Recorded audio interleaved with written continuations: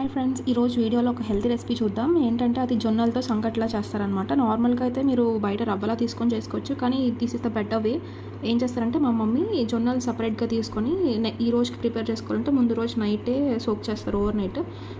Soak అయిన వాటిని వాటర్తో వాష్ చేసేసి ఇలా గ్రైండర్లో కొంచెం రవ్వగా గ్రైండ్ చేసుకున్న తర్వాత కెటిల్లో వాటర్ కొంచెం హీట్ చేసుకున్న తర్వాత ఆ దాంట్లో మనం ముందుగా నానబెట్టుకొని మిక్సీలో చేసుకున్న పౌడర్, అంటే రవ్వలా చేసుకున్న జొన్నల్ని ఇది కొంచెం మరుగు రావాలన్నమాట.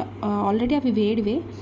దాంట్లో రాగానే మనం నెక్స్ట్ గ్రైండ్ చేసుకున్న ఈ రవ్వ ఉంది కదా, ఆ రవ్వని దాంట్లో వేసేసుకోవాలి.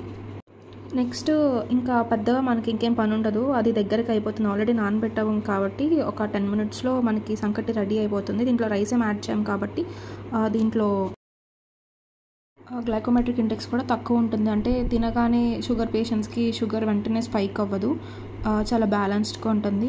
కార్బోహైడ్రేట్స్ కూడా రైస్లో ఉన్నంత ఉండదు. వెయిట్ లాస్ అవ్వడానికి ట్రై చేసే వాళ్ళు తీసుకోవచ్చు, ఒకవేళ షుగర్ పేషెంట్స్ కూడా తీసుకోవచ్చు. అంటే రోజు తింటే బోర్ కొడుతుంది కాబట్టి వీక్లీ వన్స్ రైస్ తీసుకొని డైలీ ఇట్లా తీసుకోవచ్చు. కిన్వాతో కూడా చేసుకోవచ్చు. కిన్వా నేను తీసుకునేటప్పుడు కిచడీలా చేసుకుంటారు. నెక్స్ట్ వీడియోలో కిన్వాతో ఎలా చేయాలో చూపిస్తాను. దీన్ని మనం అన్ని కర్రీస్తో తినచ్చు.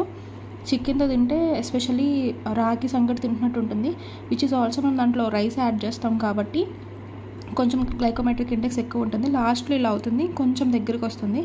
కర్రీస్ వేసుకొని తినేయచ్చు, చాలా బాగుంటుంది. My dad prefers this so much. Thank you friends, bye, please subscribe.